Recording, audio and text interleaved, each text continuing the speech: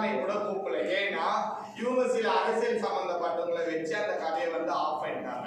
So நான் அதுக்கப்புறம் வந்து கோர்ட் டைரக்ஷன் எடுக்கலாம்னு சொல்லி கோர்ட் டைரக்ஷன் எடுத்தேன்.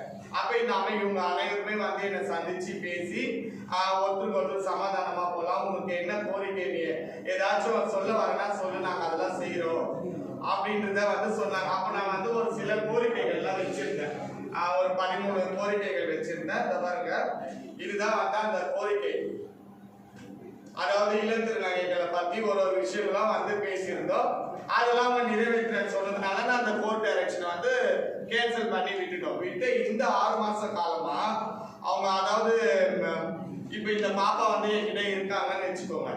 நாங்க அம்மா இவ பொண்ணா நாங்க வாழ்றோம். நாளைக்கு என்ன இவளுக்கு பிடிக்கல, இவ வந்து இன்னொரு அம்மா கிட்ட போறா, வேற ஒருத்தர் கிட்ட போறான்னா இவ வந்து 1,12,000 ரூபாய் எனக்கு தரணும், ஒரு செட்டில்மெண்ட் சொல்லி.